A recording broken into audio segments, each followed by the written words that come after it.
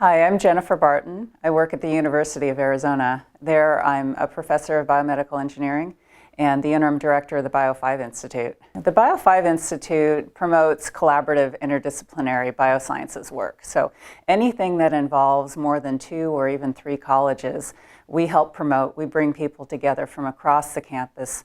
For instance, looking at ways that advances in plant sciences might be used to help combat cancer and other widely disparate groups. We help get them together. We provide seed funding. We help bring in great faculty, and basically we work together to solve the grand challenges in biosciences. One of the techniques that we work on is optical coherence tomography. That's a depth-resolved imaging technology that has a few micron resolution. Therefore, we can look at changes in tissue architecture that are occurring with early cancer. The other things that we work on are fluorescence spectroscopy. Those 2 modalities complement each other because OCT mostly looks at structural changes. Fluorescence spectroscopy mostly looks at metabolic and functional changes.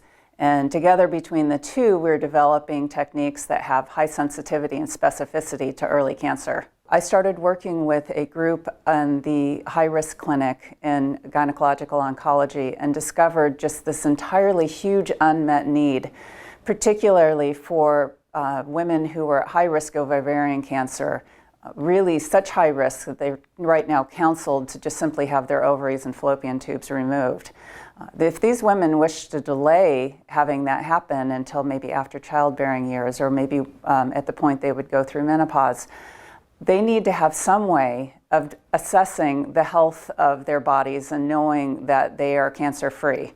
And so we saw a really good match between the technology that we were developing in optical coherence tomography, fluorescence spectroscopy, and that particular clinical need. And so it's a good thing when the technology and the clinical need come together and there's a great match. And one of the things that our lab specializes in is building miniature endoscopes, because with these techniques you need to get close to the tissue you're imaging. We picked a really big challenge in ovarian cancer since the ovaries are one of the most difficult organs to access. But it turns out if you build a small enough endoscope, something smaller than 1 millimeter, you can actually access the ovaries through the fallopian tubes. So one of the techniques that we work on in my lab is figuring out how to miniaturize, how to put these techniques into fiber optics, and then how to access difficult to reach organs in the body. We've shown on a tabletop and with hand-built prototypes that we can build these miniature endoscopes, and we've shown that we can see the differences between normal and cancerous tissues. We have a couple of things we need to do before this technique can be widely adopted in the clinic. The first is that we have to go beyond a one-off that a graduate student can build in the laboratory into something that's manufacturable. And that involves an entire skill set of people, engineering skills, manufacturing skills, that we need to bring in with partners. And so that's one thing we're looking at right now is how do you get materials that are reasonably priced, that are reliable, sterilizable, all those types of things that you need for a commercial instrument as opposed to a prototype. The other hurdle that we need to get over is the fact that when you have samples in the laboratory, you're catching only a small percentage of the diversity that will present itself in the clinic. We're looking for early ovarian cancer.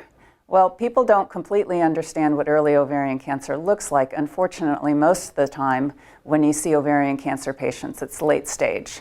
So once we get these prototypes built, we need to go in and conduct a pretty extensive pilot clinical study to take a look and see what truly is happening in the patient population out there, what really are those signatures of early ovarian cancer, and make sure that our techniques and the algorithms that we've designed to differentiate normal from cancerous tissues really work once you're presented with an actual patient population. This is a great example of where the Bio5 Institute can help researchers like myself when bringing together not just the engineering expertise, but the clinicians who see these patients with local bioindustry in Arizona that is interested in helping to bring these prototypes to market.